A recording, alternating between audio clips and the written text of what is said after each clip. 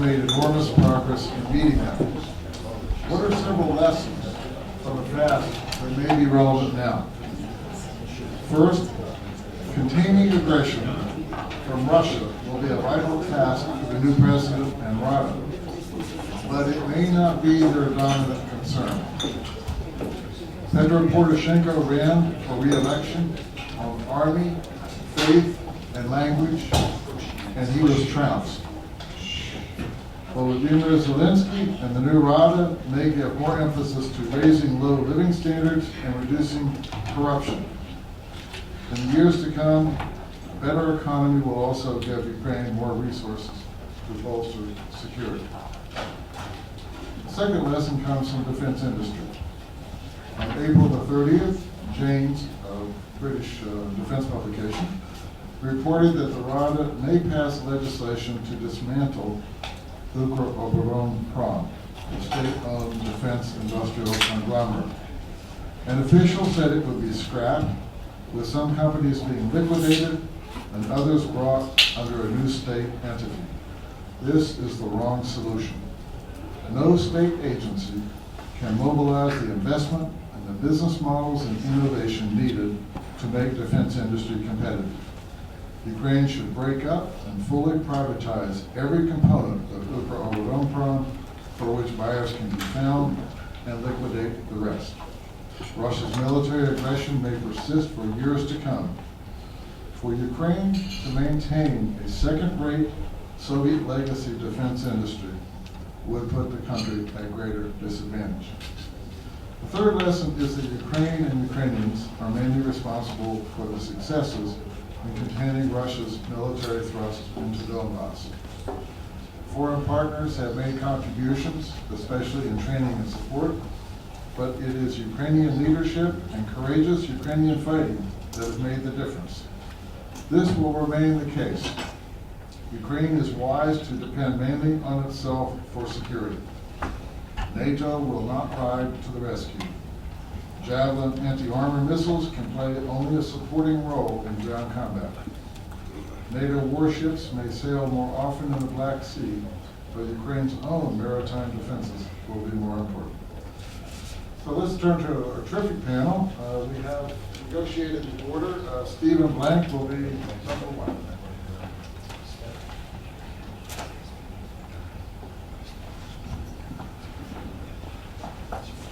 Thank you, Bill, and thank you, Walter, for inviting me again, even though I'm a hard grader. I want to begin with 3 quick points, building on what Bill and the previous panelists said. The war in Ukraine is multidimensional. It's not just military. It's economic. Russia's trying to strangle Ukraine with energy, for example. It's information warfare, political subversion through corruption, and so on. What that means, Ukraine's national security is more than defense.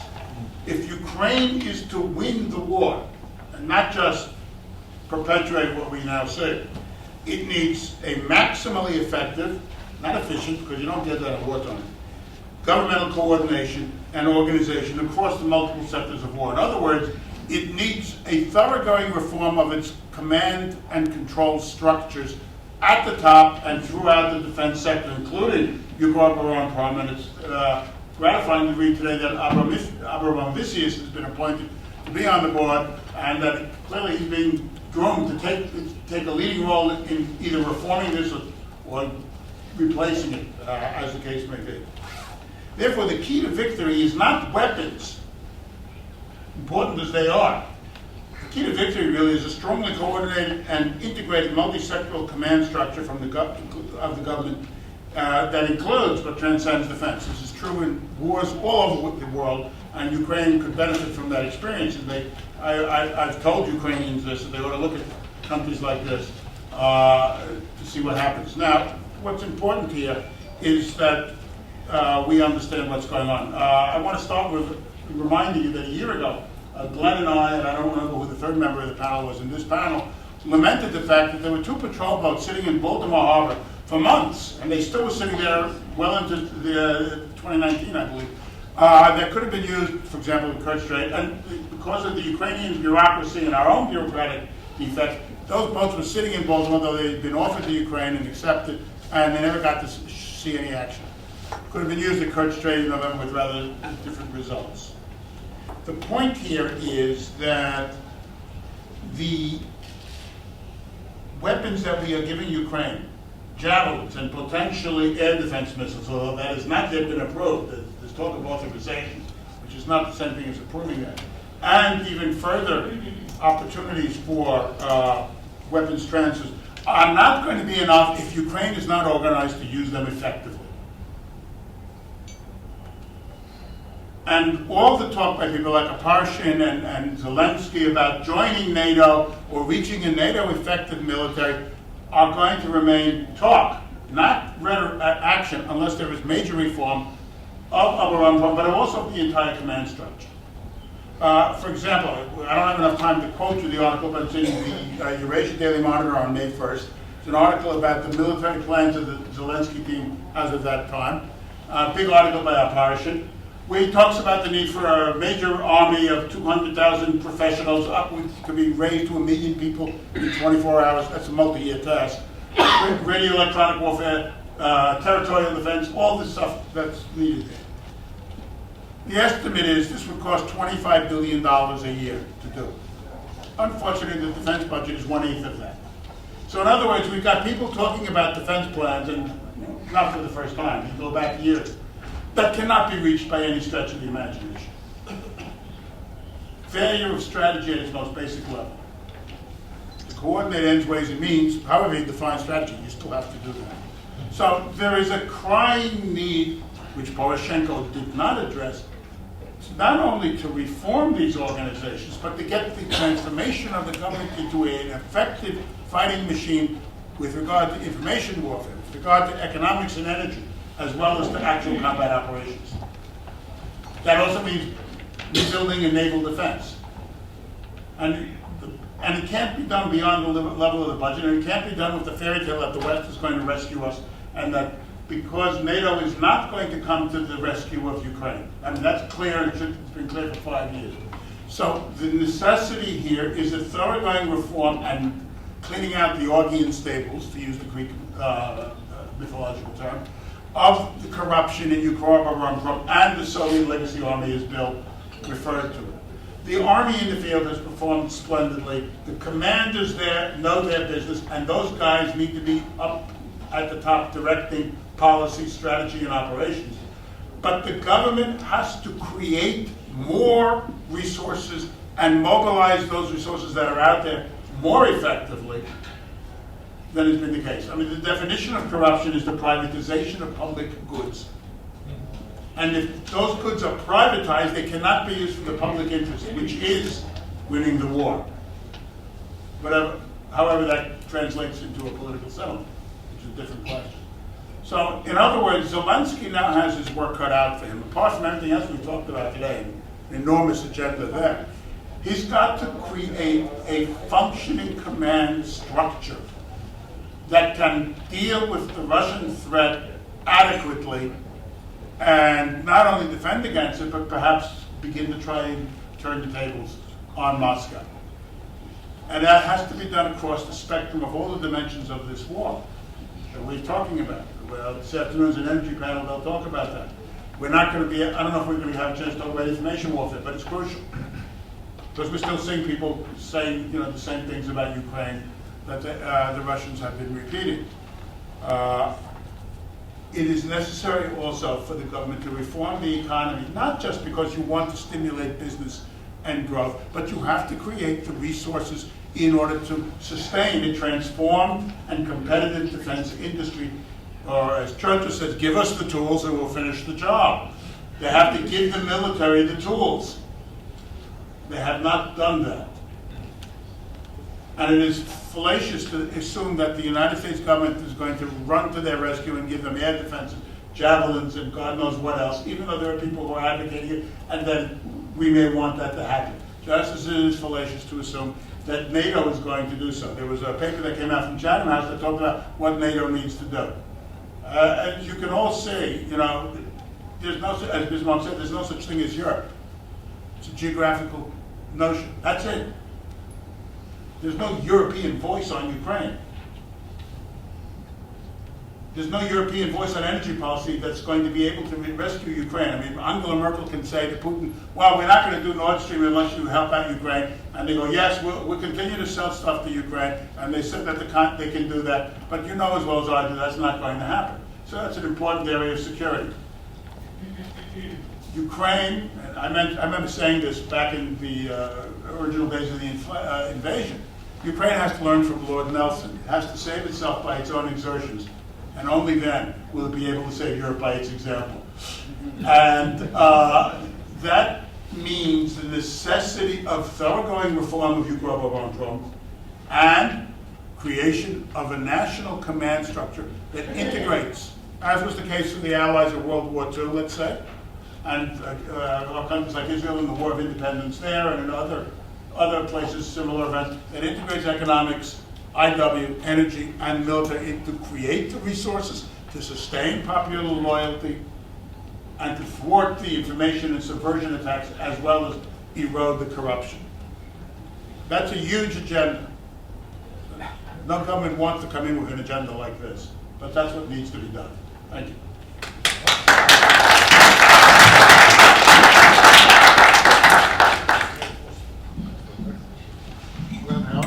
That's me.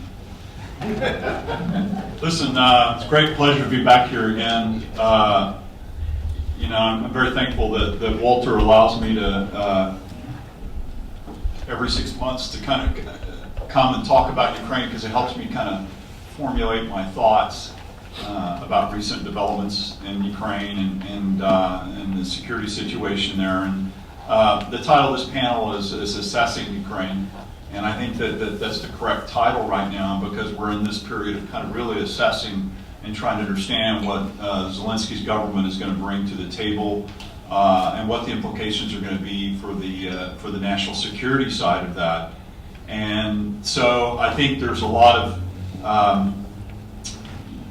uncertainty that we don't know. And I would say that I would give Zelensky probably if I was going to grade his performance right now, I was kind of going 50-50, and now I'm not so sure. It's kind of sliding a little bit. And I think that, first of all, it's a great pleasure to be here with Bob McConnell and Steve. Steve's always helps me kind of zero in on what I want to say and think about. And it's a great pleasure to be with Ambassador Courtney, who, when I was 20 years ago, would come to hear him speak at the Central Asian Caucasus Institute when you're at the NSC, and so we all benefited from your knowledge about the Caucasus, and so it's a great pleasure to be here on the same panel. So when we're looking at the situation, my own view has been trying to look and see how what was happening after the election, prior to the election, and I would say that right from now until September, we're in a really dangerous period for Ukraine because we don't have a lot of personnel. Zelensky's still interviewing people. He's still not quite sure about the people and personalities. And we ourselves kind of in this period where we really don't know. And a lot depends on these people and personalities. And so I don't have conclusions, but I do have observations about the situation. I'd say that I was very struck by the presidential debate when nothing was said about national security. It kind of reiterates this view that General Hodges has repeatedly said, and he said this at a conference in Tartu in March. He says, I go to Ukraine and I talk to Ukrainians and officials, and sometimes I really don't get the impression that it's a country at war. And it really, and I say that there's a lot of truth to that argument. Case in point is that if Ukraine really was a country in a state of war, since last June, there has been no senior military attaché at the Ukrainian embassy here in Washington. Many of you knew the very highly competent General Havrilov that was here. He was recalled home. He was forced to retire. And that embassy has been adrift in terms of they've got some capable younger, colonels and lieutenants there. But I'm sorry, but they need a general there. And of Ukraine's bilateral military relationships in the world, there is no country more important to Ukraine, and I don't mean to insult our Canadian colleagues that are here, but I'd say no country, and I'd say Canada second, but the first one is the United States. And it really mystifies me when I get emails from Havrilov and I'm asking him what he's doing back in Kiev and nothing, it's really absurd. And so again, that's just one anecdote that I can provide by a country not being at war. And so proceeding from the presidential debates, and you look at some of the things that happened in development since Zelensky took over, because he was weak on defense, he promoted to the media this guy named Leparshin. Steve referred to him, and I understand now that Leparshin is going to be in the presidential administration. He won't be at the Security Council, but on the whole, he said some good things. He talked about a reserve force, territorial defense. Those are all great things, but then he questioned the need for a Navy. So, it makes you kind of wonder where these people, where they've been, what they're doing. And so I think that then you have the case in point where you have Zelensky on May 20th goes to the front lines, May 20th he goes to he declares a ceasefire on the front lines. Ukrainian units are told not to return artillery fire. There's a removement and repositioning of Russian military equipment in that ceasefire. So and it was kind of a gaffe of sorts, a bad move by Zelensky. I think he regretted it later because it's very important those Ukrainian units to be able to return fire. Then he shows up on May 27th. He makes his visit to the front lines. Now this is the part where I'm kind of applauding him in a way, because many of you know that when Poroshenko went to the front lines, he always came there in full combat gear. So here you have a civilian wearing full combat, he's wearing the military uniform, the flak vest and everything. And certainly, he's trying to be the war president. But Zelensky shows up and he's basically wearing a flak vest and that's it. He's wearing civilian clothes. So certainly he portrays the image of being a civilian, but one has to question by the judgment of things he's doing, whether he's going to make the right choices or not. And I'm not in that position right now to kind of make a conclusion on that. But I do think these are very important things. There's a gap in Ukraine in terms of this national security establishment. There's very positive things like Alexander Litvinenko, the head of the Ukraine National Security Council, I'm told is going to return or stay in his position. He's a very competent guy. And he's competent not just because he's been there for a while and knows everything, but he's also something you may not know. He's a graduate of the Royal College of Defense Studies in London, and that's a very important military program. And we have another distinguished graduate from that program who's going to be speaking here today, and that's Ostap. And so it's very important for these newer generation of young people and to get this training abroad and to be able to serve in senior positions in national security. But that's very positive. We've also had the nomination of Ruslan Hamchuk as veteran of Ilovaisk, who supposedly, reportedly fought his way out of this of the encirclement of Ilovaisk. And in some ways, the key thing here is you have a chief of the general staff now who's a combat veteran, who's seen combat. And I do not want to, emphasize that enough. That is really very, very important. And so I think that will give him that training. But we still don't have senior people in official positions like General Zabrodsky. We don't have Western-trained military officers in senior positions. We don't know where that's going to go. American staff colleges are not full of Ukrainian military officers. There's very, very few studying in the U.S.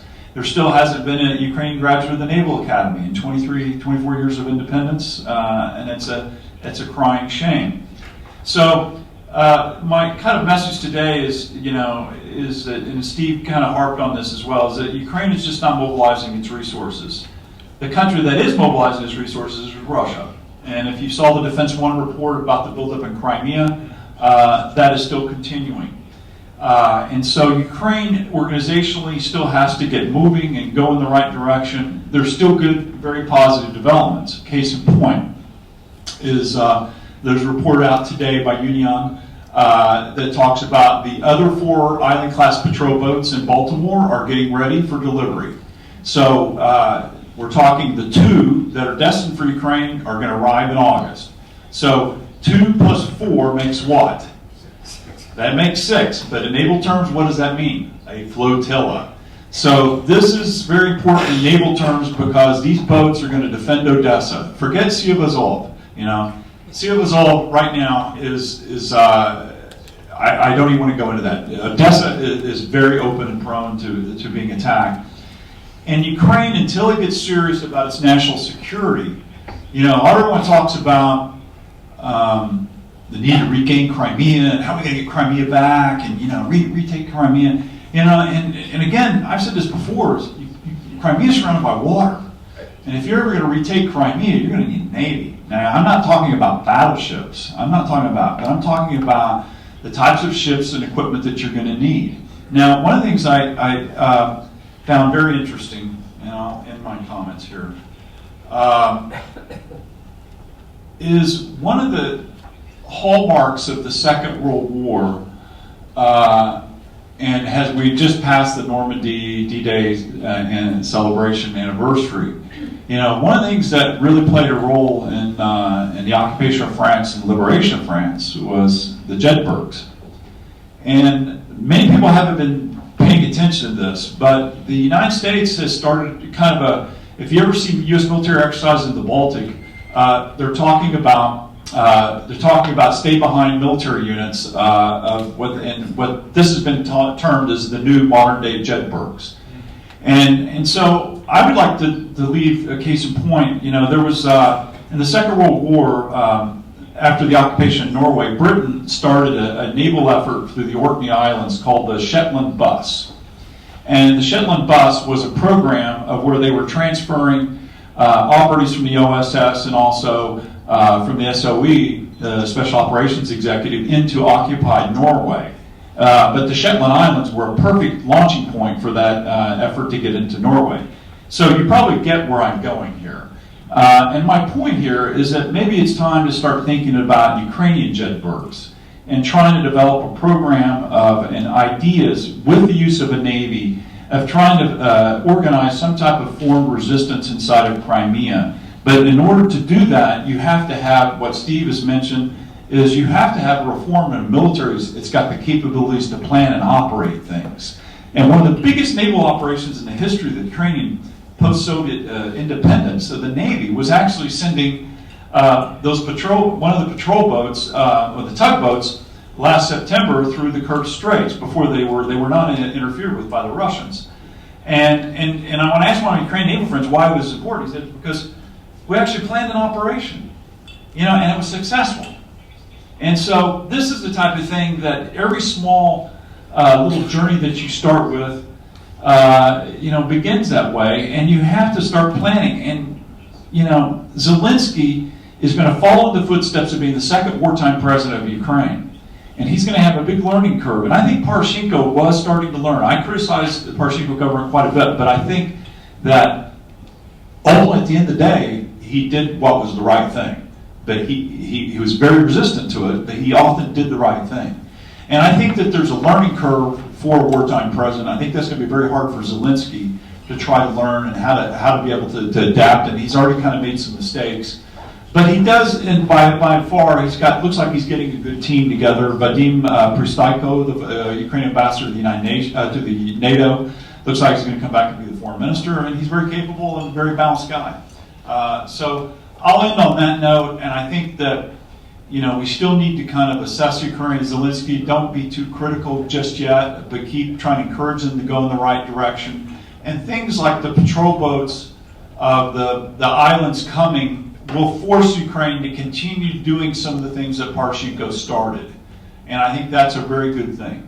So.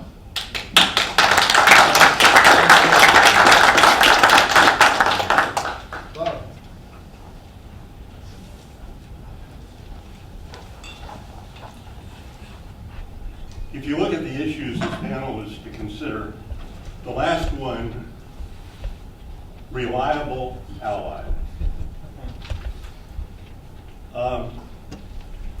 I'm going to get to things we are doing now, but I think you have to put reliable allies in the context of where we in the West have been historically.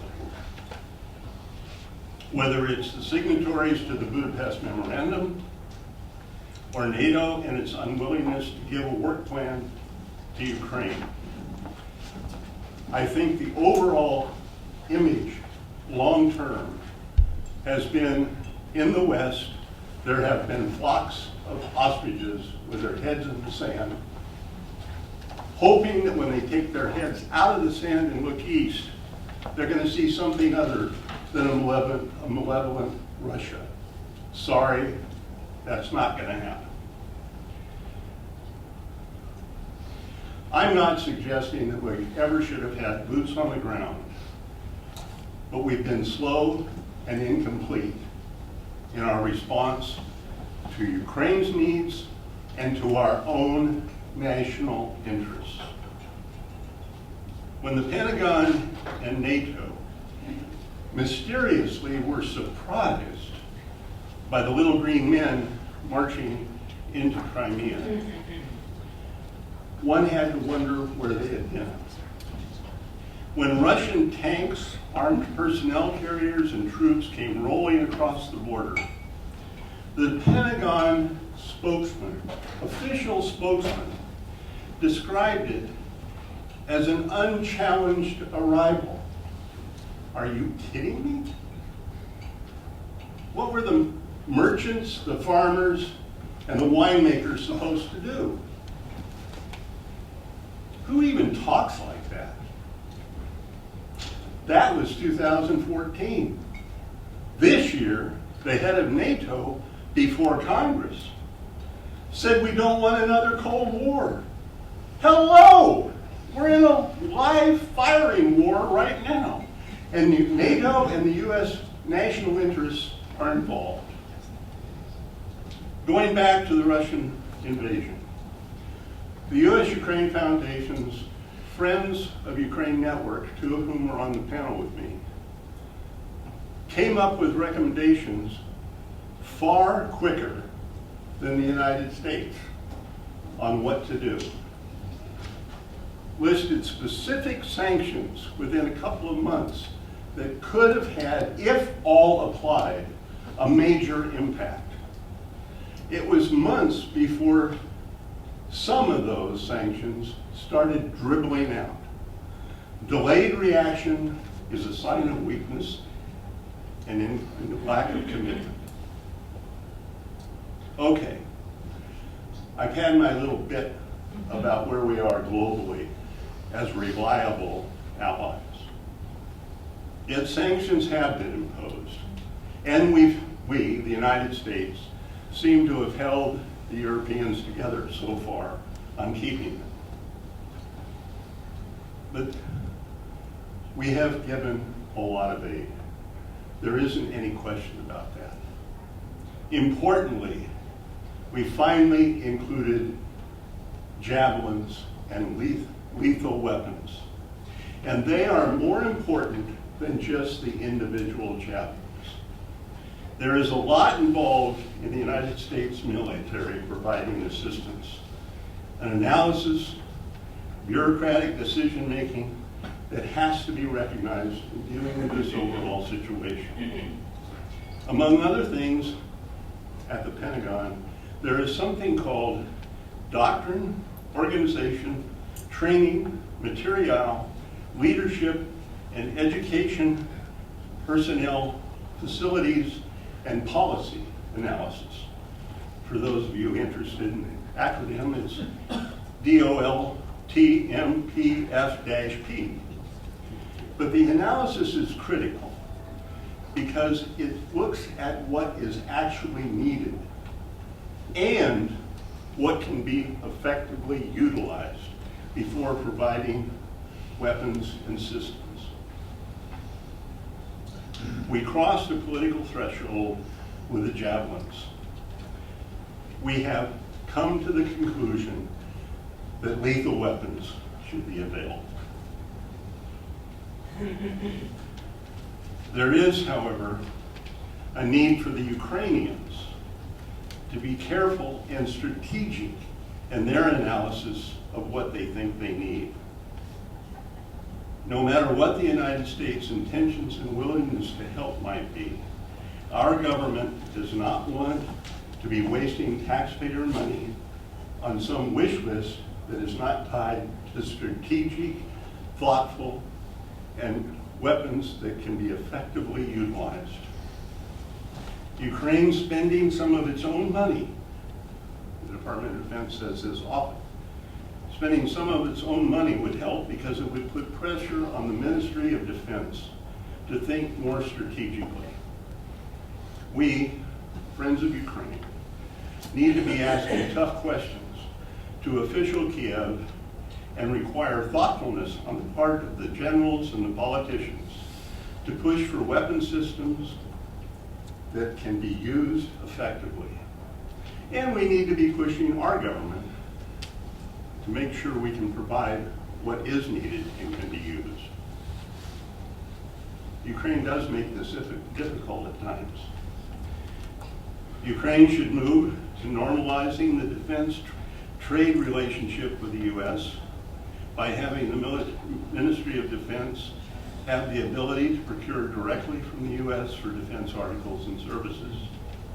I understand that some necessary legal changes in Ukraine are taking place, but there needs to be activities followed by the legal changes.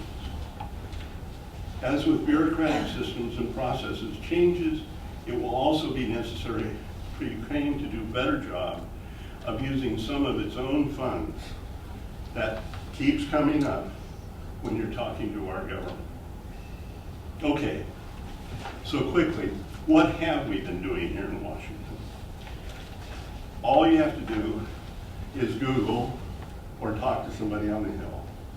The 116th Congress has a vast, vast number of bills that have been introduced and are being considered relating to Ukraine. I mean, let's see. There's legislation that would designate Russia as a state sponsor of terrorism, the Donetsk People's Republic and Luhansk People's Republic as terrorist organizations.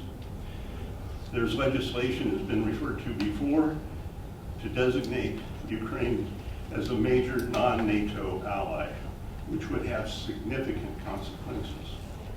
There's legislation that specifically calls for providing Ukraine anti-tank, anti-ship, anti-aircraft weapons. I can't predict where all the legislation will go, but the interest is there, and there's broad bipartisan support to help Ukraine. Because of time, I won't go into the fact that where defense appropriations and defense authorizations for FY 2020 are. 2 of the committees have acted, 2 have not. There's clearly going to be money for Ukraine. There's clearly going to be authorization for lethal weapons. We'll have to wait and see. Yesterday, the House Authorization Committee moved forward with its authorization bill. So I'll conclude there. If people have questions about those bills, I'll live with that. Thank you.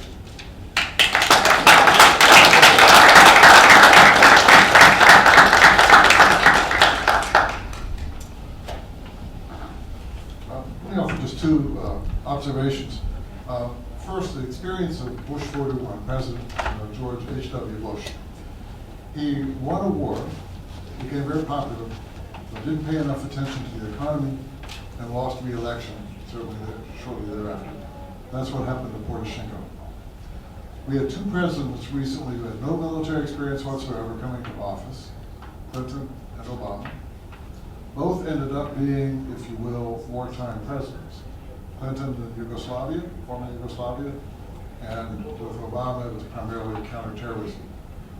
Both ended up being competent national security wartime presidents, if you will, although there were a few stumbles, particularly with Clinton at the very beginning with Black Hawk Down.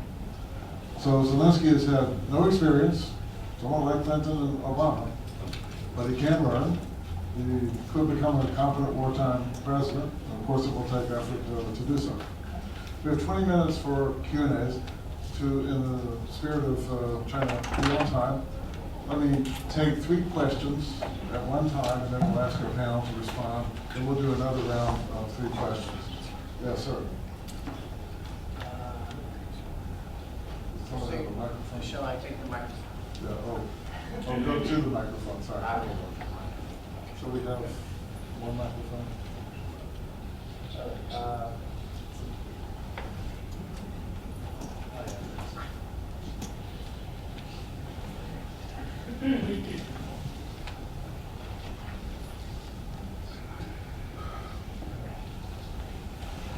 Hüseyin Nordicaner, Turkish Ukrainian Ukrainian Tatar Studies Initiative at Harvard.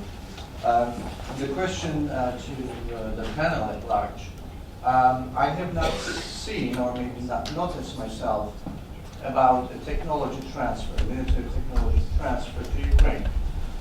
I would like to remind the audience of the Israeli case, how Israel has built up its own military technology establishment. And I think there is an example there to look on how they develop their defenses. This is one of the issues I would like to inquire in the panel. And the second one is about the boats coming from the United States, from Baltimore to being transferred to Ukraine. Mr. Howard, if you could comment more about it. Would you suggest that you foresee a military contact from the Ukrainian side to take Crimea, the peninsula, back from Russians by a navy? Is that what you wanted to suggest? Or in case of thinking about military affairs, I think the matter is how much force you have to counterbalance the enemy, and if you can manage, given the potentials and capabilities on the other side. What do you think Ukraine should have in its own military stores in Navy? To counteract the Russian presence in the Black Sea. Okay, thank you. Another question? Yes. This is to Mr. We'll Glen. see, there's a microphone over here, so can I ask you to go to the microphone? Are there any other questions? Yesterday, during the Ukrainian days, we met with a general who was part of the Philadelphia or the Pennsylvania delegation. And one of the things he mentioned was how our Ukrainian generals are using often worn-out tactics, which are familiar to Russian generals because they are more experienced. And they have been in their positions for longer. And you brought up how we need to continue having more experienced generals and bring back generals such as Havril. I would like to ask your opinion on that and the use of the old tactics and how that can change. Thank you. Any other questions? Okay. Ask the panel to address those questions. Let me start. Take the first question. You talked about the Israeli example. It's worth looking at this in some detail. It is true that there's been a lot of technology transfer from the United States to Israel in the field of, well, both civilian and defense technology. But that overlooks the fact that Israel, on its own, started its indigenous effort to create defense technology because it understood it was alone and could not count on anybody way back in the 1950s and immediately after the War of Independence. So you have the start of institutions like the Israeli nuclear bomb project, the Israel Aircraft Industries, which is now a world giant, other similar defense sector industries, plus a massive civilian investment in science and education. And then after the major economic reforms in the 1980s, when they broke the back of high inflation and ended sort of the socialistic tendencies of the economy, the technology sector in Israel has taken off. It's now, there are books talking about this as a place to start up economies and so forth. It's a major technological actor, and it could probably function quite well on its own. In fact, American companies are investing there. Ukraine needs to learn from that example. Now, there is a willingness, as Bob has said, and Glenn and I know this as well, to transfer technologies to Ukraine and sell them weapons systems and so forth. But if you have an economy that is not organized to invest in high tech and to maximize the potential of the splendid human potential that resides in Ukraine, it's going to be far less than optimal outcome. And the technology will not be the force multiplier that it could be. So in other words, Ukraine has to make bigger efforts on its own. It has to undertake its own exertion so that others will be inspired by its example, as I said. Now, with regard to tactics, it's very clear you're not going to beat the Russian army using Soviet tactics. I mean, that much is obvious. And the problem is, as well, not just the tactics, but the strategic and operational thinking behind them. These things all go together. So there needs to be an infusion of new thinking as you reform the economy. I mean, if you look at the history of countries that underwent this kind of experience, Israel's an example, France after the revolution, when all of Europe attacked first, they found generals who were prepared to use new tactics, to do innovative things. They had a command structure that worked. Even before Napoleon in France, you have Lazare Carnot, who's called the organizer of victory, and he's there 5 years before Napoleon even commands an army. This is something that Ukraine has to learn, because tactics, operations, strategy are not discrete building blocks that you can take apart. If you have bad tactics, it means you have bad operational thinking and bad strategic leadership. So this is an ensemble. And it's going to be up to Zelensky and the people he appoints to work these problems through. I gave you an example of the confusion. I mean, Parashin is calling for things that, according to his critics, were all the documents written in the last 40 years or even before that, but there's no money to do any of this stuff. And one of the problems is that the corruption and the mismanagement of the economy inhibits the economic growth necessary to fund innovative technology and science, innovative military tactics, and so on.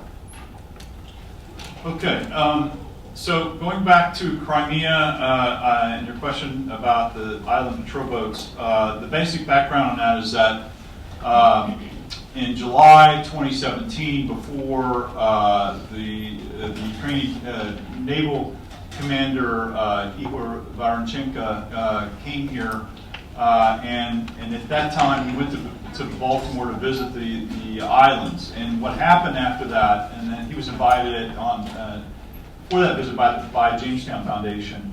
And so what happened is that they put in the order, and then you saw the Poroshenko government stalling on this because Poroshenko is building his own equivalent of called the Gurza gunboats from the shipyards in Kiev. So he didn't want the U.S. patrol boats to interfere with his own boats, which cost 3 times as much money as the U.S. boats, which are pretty good. They were built in the late 1970s, but compared to what Ukraine has, they're definitely forces. So what happened is that there was a campaign started. People complaining about it. VOA did a very devastating video about the island-class patrol boats. They ambushed Poroshenko outside of the Rada, started bombarding him questions. Then Senator Portman started asking questions. So everybody started asking questions, and long story short is that Poroshenko gave in and finally agreed to pay for the transfer of the boats. And the U.S. said, okay, we're going to give you these boats, but you got to pay. We'll give you the keys to the boats, but you got to pay for the transfer to Ukraine. And Poroshenko didn't want to do that. Long story, so it took a long time to get there. But anyway, the finally went through, and Poroshenko learned his lesson and supported it. So that's kind of the long and short of it. The patrol boats are going to give Ukraine a major capability and improvement. They're planning to do all types of things with them, including they want to potentially learn how to use ASW warfare to help the U.S. Navy in the Black Sea track the kilos. They want to use them for special operations. and they're very reliable, solid equipment, and they want to build and use more of them. So that's the long and short of it. Returning Crimea, my comment about the Jedburghs is that if you're going to talk about retaking Crimea, you took the steps of cutting off Crimea from the water, you cut them off from the trade, thanks to Jurkiw and his demonstrations. But long-term, Crimea is surrounded by water, and my point about the Jedburghs is that Ukraine is developing some of the best special operations forces in the world, and they are now increasingly, when you look at what, you've been following in the news the crackdown on the Crimean Tatars and Ukrainians, you've seen all the problems in the school system now, it's getting very, very bad. But if you want to start keeping the Russians off balance in Crimea, they need to develop some type of capabilities of resistance. And one of the key questions, if you ever talk to any Ukrainian military official that was in the government in February of 2014, they were debating about whether to militarily intervene and help those units that were surrounded in Crimea what to do. It was a big question. And it was a debate in the United States, and Nuland and others encouraged them not to stand down, don't create a fuss, don't fight back. But there were those elements inside of Ukraine and Ukrainian military that were discussing this about what to do. My point in bringing this back up, if you ever follow the Second World War, there was a famous raid called the Bruneval Raid in 1942 where Special US and British Special Forces attacked a German radar facility, and they captured a very important German radar system. And they destroyed it and brought it back. So my point here is that if you want to start fighting back, and you're doing that in Donbass, start thinking about a maritime component, because you got to keep the Russians off balance. And I'm not saying send in the Navy and develop a Navy to retake Crimea. I'm talking about resistance of some sort and keeping the Russians off, because in this Defense One report that came out earlier this week, there's still a continuing massive military buildup by Russia and Crimea. And so, and on that, and I'll mention one other thing too, that the U.S. has now stood up the first 24/7 SEAL units have now ready for deployment to the Black Sea. So the United States has really started taking the Black Sea more seriously and taking that step by apportioning and delegating a group of Navy SEALs that are ready for deployment to the Black Sea to a hotspot in any crisis. And the dangers are to the Kherson Dam. Now, going back to the question of the woman about the Ukrainian officer corps, my view is that you cannot get into the NATO with non-English speaking military officers. So everyone says, well, like Ukraine, we want to be a member of NATO. Well, how are you going to do that when none of the officers or Chief of General Staff or the Secretary of Defense, Minister of Defense don't even speak English? They go to a meeting with Mattis in the Pentagon, they have 45 minutes, and you spend 20, 30 minutes just translating what the other side says. Now, how effective is that for the time of the Secretary of Defense when we talk about Ukraine's national security? Czech Republic was able to transfer its military over in 2 years completely by enforcing a law requiring all senior officers to study and speak English. That way, when you change and you start making people learn English, what does that do? It changes mentality. And that is the greatest problem we have now inside Ukraine. You still have many senior Soviet-trained officers still thinking the Soviet mentality. And so this is the real problem that we have in making that jump. But the Czechs did it in 2 years.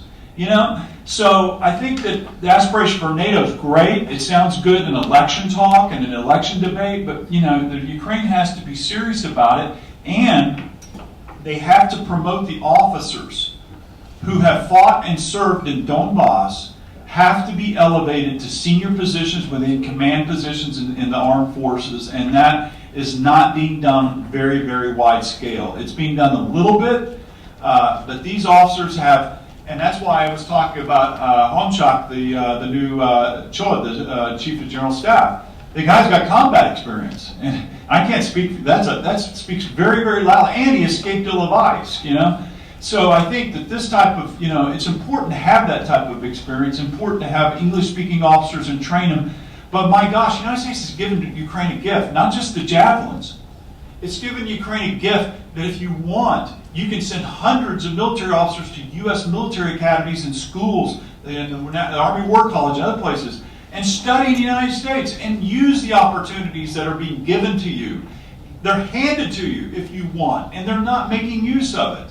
And this is just basically what I call poor management at the end of the day. Anyway. Okay, terrific comments. Just a couple more. There's Minister Rashuk, if you can. Yes, sure.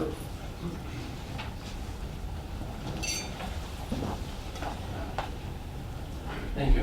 Thank you very much. I'm Boris Tarasuk, a member of the Ukrainian Parliament.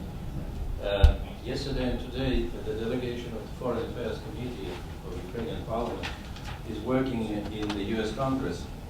Delegation led by Anna Hopko, chair of the Foreign Affairs Committee, and my colleagues Ariev and Vuk. We are working and meeting members of the Congress. During these meetings, we are raising the issue of the new draft bill presented in the Congress about providing Ukraine major non-NATO ally status. So what do you think? What are the possibilities of providing Ukraine major non-NATO ally status? First question. And second question, taking into account the fate of INF Treaty and withdrawal of both United States and Russia from this treaty. So a very interesting perspective is being opened before Ukraine in strengthening its security by producing at our facilities intermediate and short-range missiles to defend ourselves from Russia. Not to rely only on javelins, but to rely on our own capacities. What do you mean? What do you think about this? Thank you. Well, I'm from Oklahoma, and we call this in Oklahoma, you're preaching to the choir. So, I support all that, and I think that Ukraine needs to use whatever capabilities that have been given to you by God to use those for any country in the world to develop the military expertise, outreach, non-NATO status, great. But you have to build a modern military and build a modern army. And whatever you want to do for your self-defense, I mean, the point is there's a reason why the Russians never went back into Finland. And that had nothing to do with about NATO. That was about the ability to fight back and to give the Russians a bloody nose. And Ukraine has to be smart about what it's doing. Steve talked about Israel, the technology. Yeah, I mean, that's great. But I had a friend from the Pentagon was telling me that they're very concerned about the technology transfer from Motorseek to China. The Chinese are going to be exploiting Ukraine, taking this technology, and what will Ukraine get out of it? And that's a big question about where Ukraine goes in its military bilateral relations with other countries. Some people want to say, oh, well, China is going to be a great country and ally. So my view is that you've got to develop as many countries as possible and be as smart about it as possible. Following on Glen, I'm a street kid from Brooklyn behind this signature. Non-NATO ally status would be great, but its benefit can only be maximized if you use that status intelligently to get the right weapons and the right equipment to the right people with the right command structure. The weapons alone are not going to make a decisive difference in the war.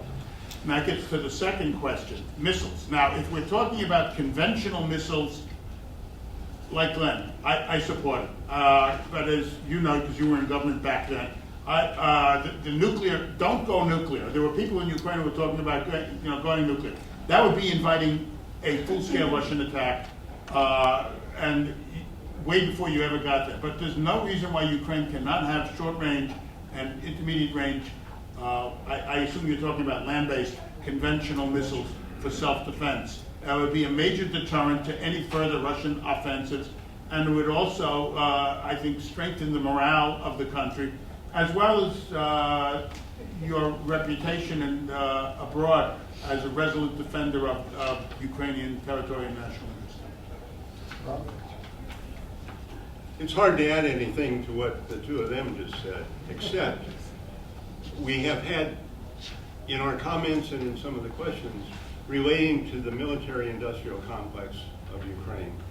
I'm not going to get into Ugaboprom or however you pronounce it. That's not my strength. But we, the Friends of Ukraine Network of the Foundation, do have one of the task force has a subcommittee that is working now with General Orlov and others to try and come up with ways to strengthen, by far, the private defense sector, which goes to the whole question of strengthening Ukraine's internal capabilities, and hopefully without as much corruption. Everybody saw the news yesterday about Poland, right? And supposedly, and the key question about Poland was what they call the base. American military commitment. It would be whether it would be a permanent base, an enduring U.S. military commitment, or a sustained military commitment. But the key thing in the headlines you need to know for yesterday is we're only going to give Poland's a NATO ally, a strong alliance with the United States, and we're only going to be able to give 1,000 men. Okay? Because we don't have any other military forces to put into Poland. Now, Ukraine has a gift from God with a very large population, 200,000 men reserved they're talking about. Ukraine has the manpower. You just got to make use of it. So stop talking about this idea about NATO status and NATO this and NATO that. The point is that today is just build a modern army, and that's what you need to do. Okay, a couple of quick comments on these issues. Ukraine would not have the capacity to use intermediate range conventionally armed missiles. The problems of identifying targets, particular targets that move, would be just too great to be cost effective. Short range missiles, yes. Intermediate range, no. Stingers, we provided a lot of Stingers to the Mujahideen in the 1980s. After the Afghan invasion by the Soviet Union, it took a lot of effort by the United States to clean up the remaining Stingers. So people were reluctant to supply Stingers to others. Patrol boats, the Germans have patrol boats that are excess now that are actually more ideally suited for close-in coastal defense than the boats that we are providing. It's important for Ukraine to look around. U.S. equipment is not always the best. Harpoons. Because of the Kerch Strait incident, there's been a question of whether we should be supplying harpoons. The problem with harpoons is sort of like intermediate range missiles in some sense. You need a lot of panoply of being able to do reconnaissance and other things to be able to make them effective, and they're very expensive when you take all that into account. Cost of U.S. weapon systems. Our costs tend to be high. We're seeing this now in Turkey to some extent because of the debate between supplying S-400s from Russia or Patriots from the U.S. Patriots are more expensive than the S-400. So it's important for Ukraine to look around to find cost-effective suppliers. That's it. We have to do grading. Yes. Please, print grades on security. Right? Okay, I'll start. If I was giving the government of Ukraine a grade, it would be lower than what I'm going to give Ukraine. And I'm giving it because of the men and women, the families that are sending their sons and daughters to the front to take on a major military force and doing a damn good job of it. In that context, I give them a B. You can't assess the Zelensky team, it's a new team, so that's an incomplete grade. But, no, I mean, they've been there 3 weeks. I mean, you can't. But as far as Poroshenko, D+. Did you say D? D+. D plus. B plus. D+, yes. They squandered a lot of opportunity. D, like demerit. Yeah, 4 years worth. 4 years. I really don't know. I mean, I would say Zelensky's I agree with Steve, it's very early. You can't judge him really, but judging by the results right now, I'd maybe say B-, so C+. Okay. Because Ukraine has effectively bottled up Russian forces for 5 years without losing significant new ground, maintaining Mariupol, by any normal military standard, that's an A. Oberonprom is a C or a D, unless it's privatized. So overall, give a B. Thanks for that. All